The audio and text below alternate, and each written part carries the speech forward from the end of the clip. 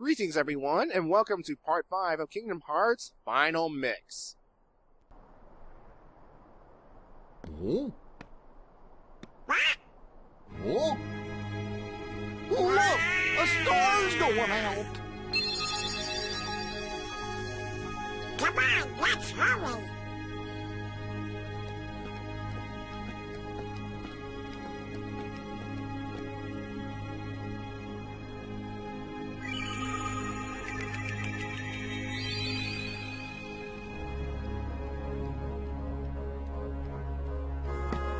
Where's that key?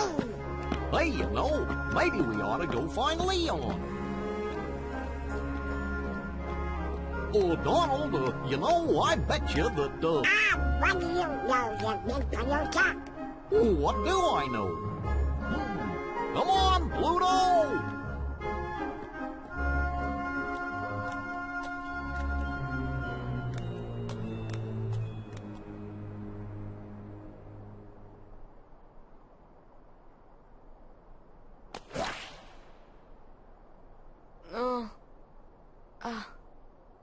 Huh? What a dream. Ah! This isn't a dream!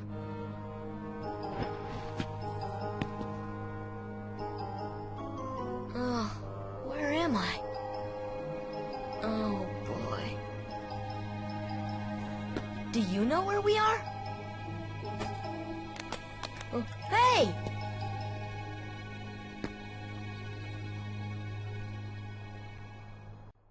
Alright folks, so Sora got sucked up into a mysterious void and ended up right here in Traverse Town. So, what is Traverse Town, you may ask? Well, Traverse Town is pretty much a interdimensional refugee camp for the survivors of the Heartless attack.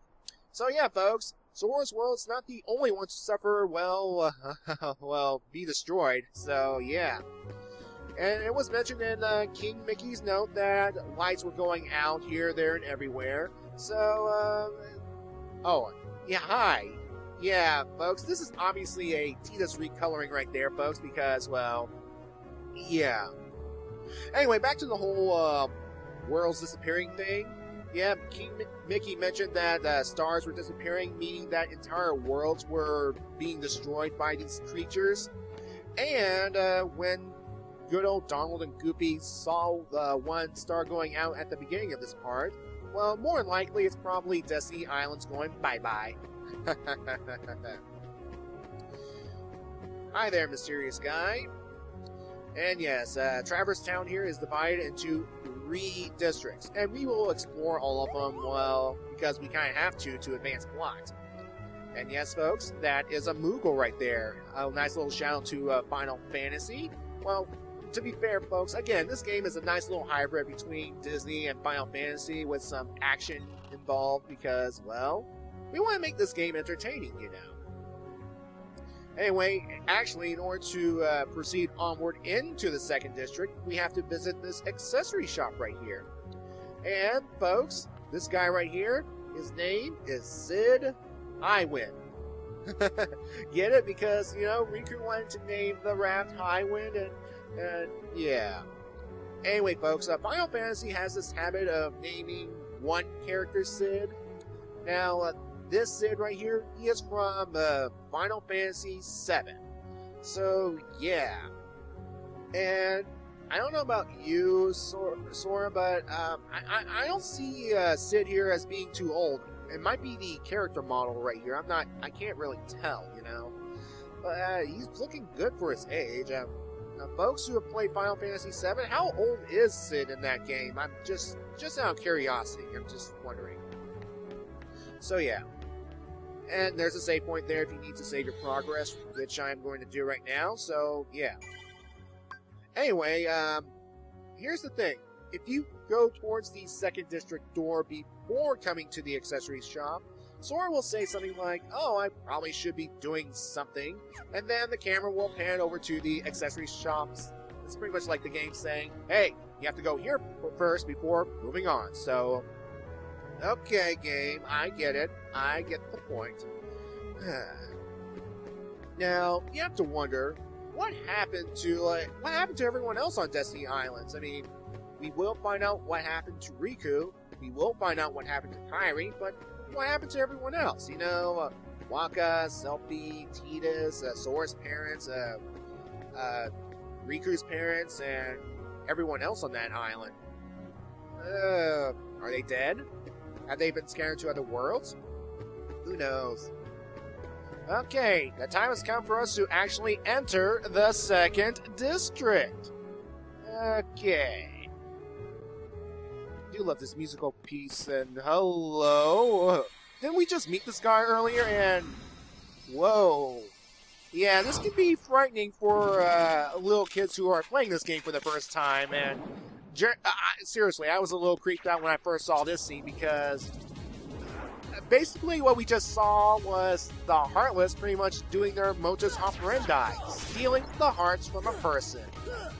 And folks, you may have noticed that was actually a different Heartless from these shadow creatures that we've encountered.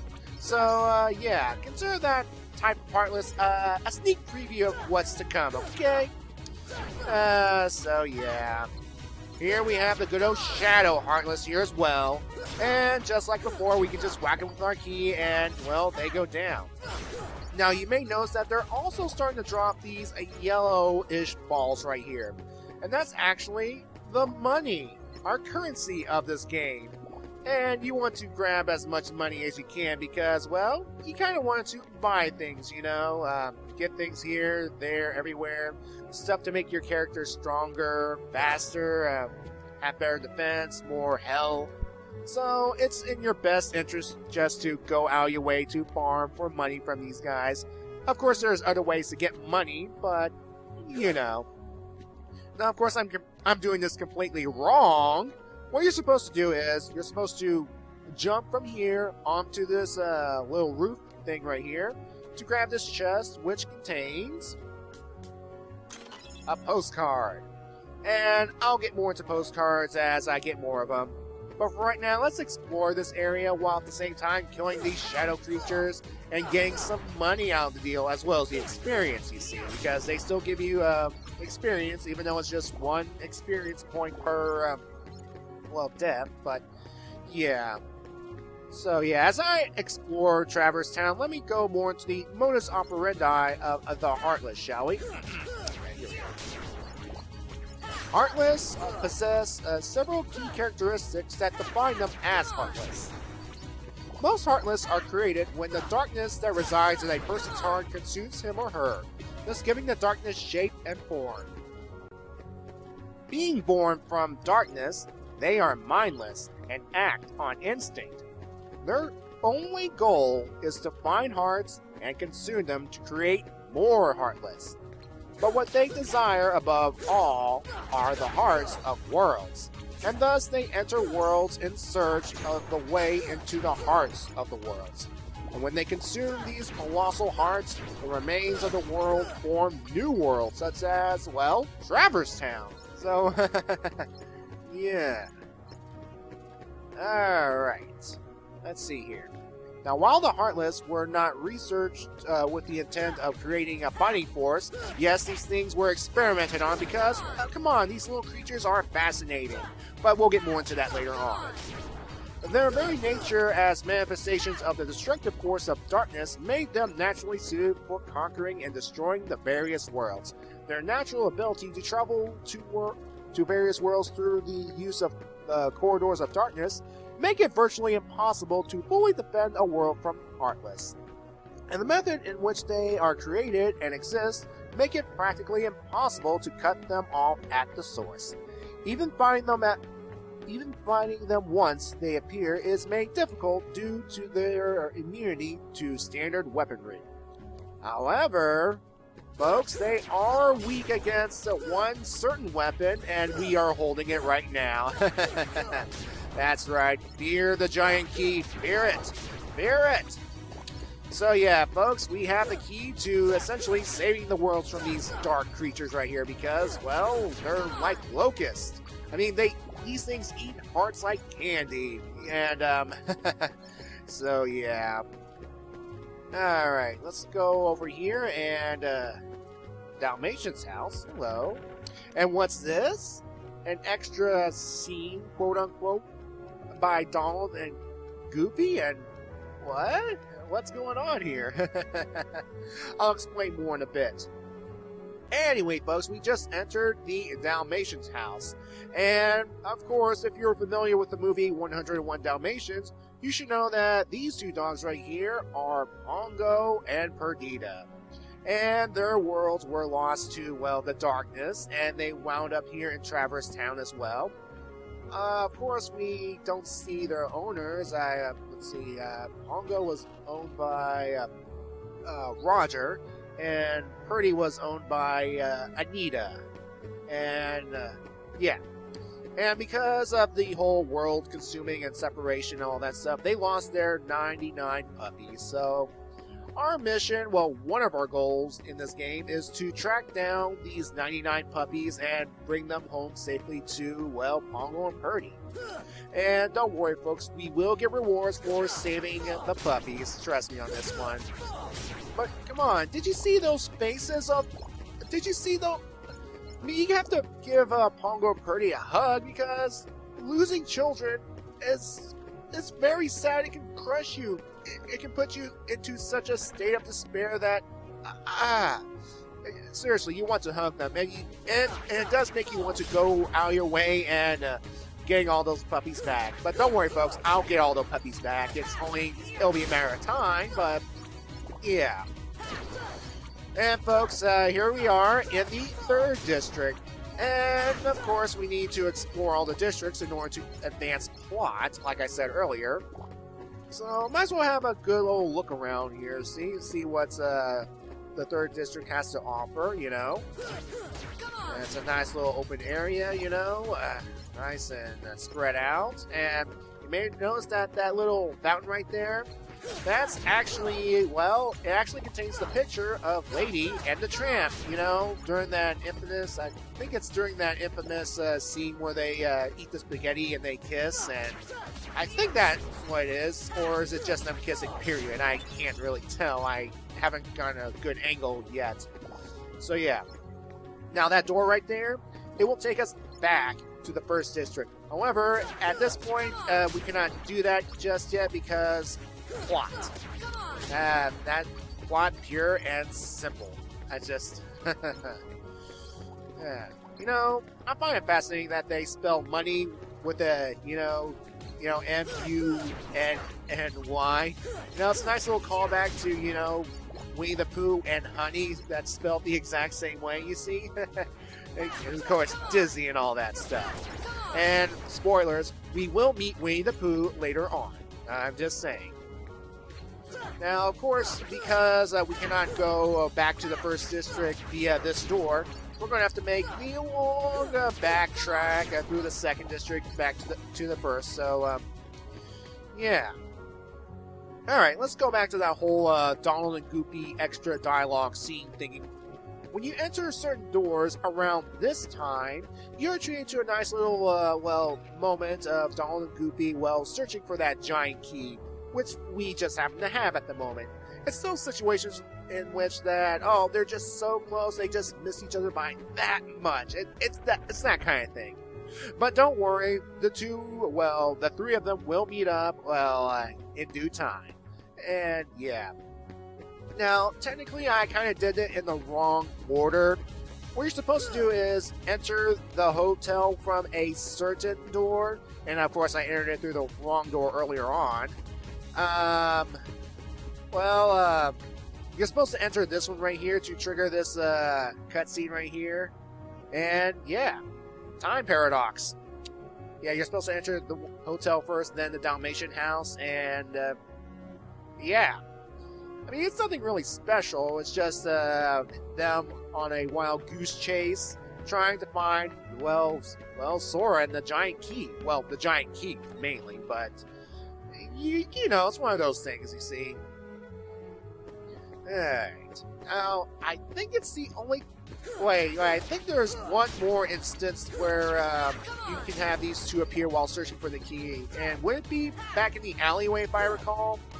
I know there's at least one more place to find the, well, that whole just missed them thing, but Folks, if you play this game, where is it at? I'm just out of curiosity. I'm just wondering. Anyway, folks, here's the thing. If you pretty much did this correctly, you know, going to the second, then third district, and then backtracking back to the first district, you can actually get the Heartless to appear there as well. That means we are actually progressing with plot. I'm serious. We're actually progressing with the plot because, see, here they are. And notice that there's no more town folk because they are running and hiding from the Heartless. I mean, it makes sense that these things destroyed their worlds. I mean, it's probably not just these little shadows right here. They probably have their own versions of dark sides as well, you know, scooping up the hearts of the world and destroying them and consuming them, and because, you know, yeah. Anyway, what I'm going to do here is I'm going to try and get to the accessory shop so I can save, because coming up actually is a mini-boss fight. But it's not against the Heartless, you see. It's against, well, someone else. And this someone is also from a Final Fantasy game, so it's, I want to say because, well, even though, spoilers, this fight doesn't really determine how you move on with the plot, I kind of want to, you know, win. Because I like to win and stuff. But if I do happen to die, I'll just, I'm not going to show it off, really, but I want to do at least a decent job during this playthrough. I mean, I'll make mistakes here and there, but I do want to make a decent job, you see. Alright, we're all saved up. Let's exit the shop and proceed on with plot. Okie dokie. They'll come at you out of nowhere. Who are you? And they'll keep on coming at you, as long as you continue to wield the Keyblade. But why? Why would it choose a kid like you? Hey, what's that supposed to mean? Never mind. Now, let's see that Keyblade. What? There's no way you're getting this. Alright, then have it your way. Alright, now it's time to fight Leon. That's right, folks, this is Leon. The same Leon that Donald and Goofy are looking for. But he goes by a different name if you are familiar with Final Fantasy lore. Squall. But we'll get into that later on. Anyway, Leon here, well, he can be tough if you're, well, weak. All you have to do is just dodge his jumping, his sword slash, which can hurt, and his occasional fireballs. And I would recommend getting down to this area right here where I'm at for, well, distance-wise, you see. But because I leveled up back in Destiny Islands to, well, level 10 earlier on, I'm pretty much overpowered. So, that's it. And, yeah.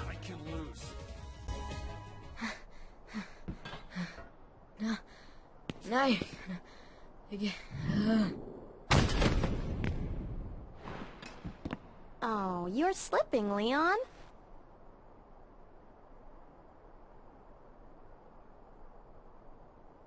I went easy on him. Looks like things are worse than we thought. A lot worse.